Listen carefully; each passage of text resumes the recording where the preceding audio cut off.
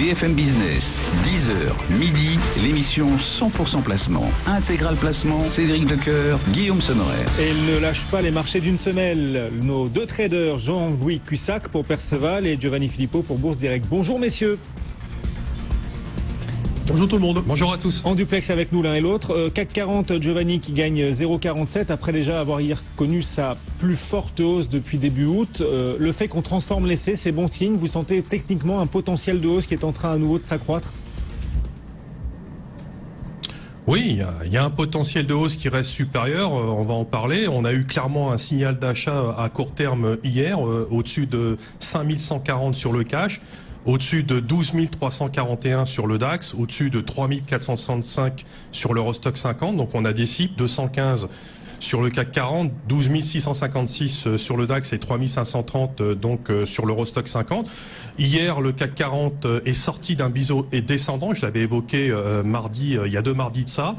Biseau descendant qui tôt ou tard devait certainement, s'il voulait, se transformer en une figure de retournement haussière. Alors, est-ce qu'elle est de nature, s'il voulait être durable? J'en doute beaucoup. Donc, on a laissé un pied de gap, puisqu'on a ouvert en gap haussier à 145 sur le cash et 132 sur le futur. Donc, sortie de biseau descendant, ça a donc déclenché un signal d'achat. Donc, on surveillera la zone 210, 235, très sensible sur le futur septembre, puisque c'est la partie haute du range en place depuis 4 mois. Le potentiel à très court terme est très limité. On est en situation de surachat en base horaire avec des divergences. À court terme, on commence à être limité à partir des 5200. Donc néanmoins, fausse sortie possible, mais on va certainement manquer de consistance, mais elle est possible d'ici la clôture trimestrielle des contrats dérivés le 15. Il est possible qu'on fasse une fausse sortie.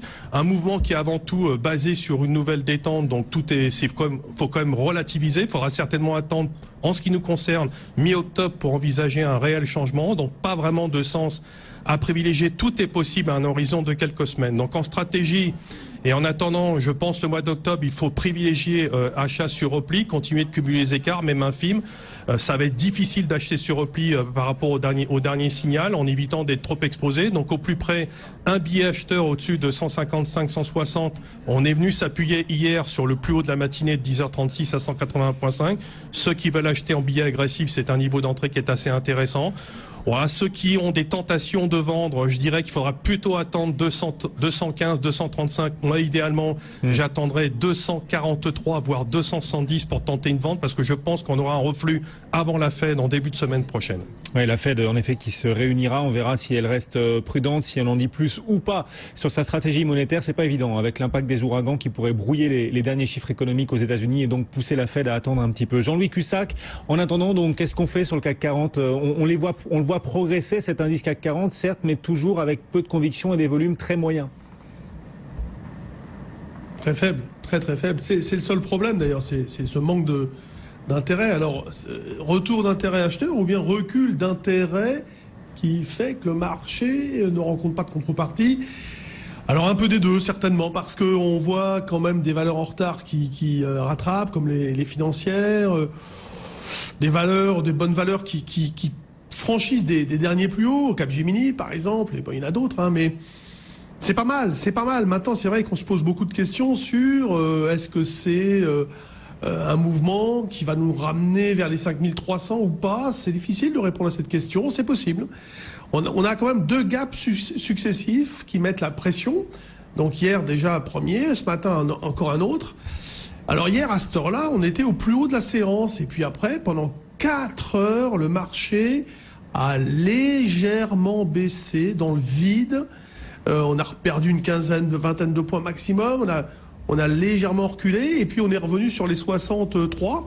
Et c'est un niveau, justement, là ce matin, sur lequel on essayait d'acheter. Mais bon, il n'y a pas eu de repli. Donc là, maintenant qu'on est à 5205, on a atteint une résistance suivante. Alors pas facile ou pas à franchir, j'en sais rien, parce que comme il n'y a rien, ça peut y aller, hein, c'est possible. Le target là maintenant c'est 5235,40. Alors aujourd'hui ou demain, on peut aller sur ce niveau assez facilement. Le problème, c'est quand on est acheteur, bon, c'est vrai que le 5140,50, on l'a signalé à plusieurs reprises, c'est un niveau d'achat. Alors si on a raté le coche, le problème c'est comment rentrer sur des replis quand il n'y en a pas. Il n'y a pas de repli, donc il y en aura. Hein. Alors hier un petit, peut-être qu'on en aura un tout à l'heure. Au plus près maintenant, ça pourrait être la zone des 5180, pourquoi pas, oui, sur une première petite baisse dans l'après-midi, pas trop tardivement, mais si ça se fait vers 13-14 heures, on peut tenter un achat. Donc on est toujours dans une tendance haussière, on a un manque de conviction, mais on a quand même des acteurs qui cherchent à acheter, on le disait hier, qui cherchent à acheter sur des replis ou qui sont acheteurs et qui sont plutôt optimistes. Donc pour l'instant, on n'a toujours pas un marché qui peut vraiment baisser. Donc l'idée, c'est toujours de rentrer à l'achat, de trouver des opportunités, trouver des valeurs qui peuvent donner des signaux.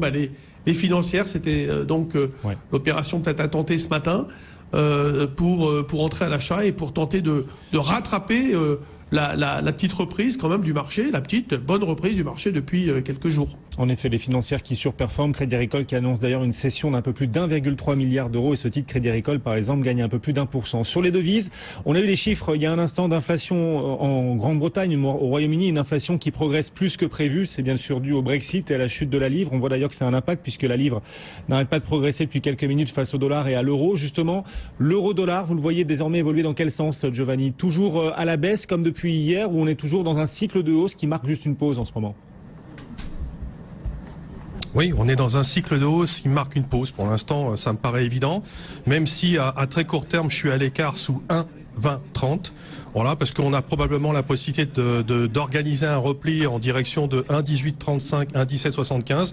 Niveau idéal, je dirais, pour revenir sur l'euro-dollar, parce que je pense que la suite de l'histoire débouchera sur des niveaux supérieurs. J'ai un target du cycle haussier actuel qui se situe aux alentours de 1,2170, 1,2230, voire 1,2450 au max. Ça, c'est probablement possible, je dirais, après le rendez-vous probable de la BCE au mois d'octobre, puisque c'est au mois d'octobre que Mario Draghi va nous donner, j'espère, un éclairage un peu plus précis en ce qui concerne le resserrement. Donc, pas acheteur en dessous de 1,2030, plutôt en retrait sur 1,1835, 1,1734. Merci à tous les deux. Giovanni Filippo pour Bourse Direct, Jean-Louis Cussac également avec nous pour Perceval Finance tous les matins.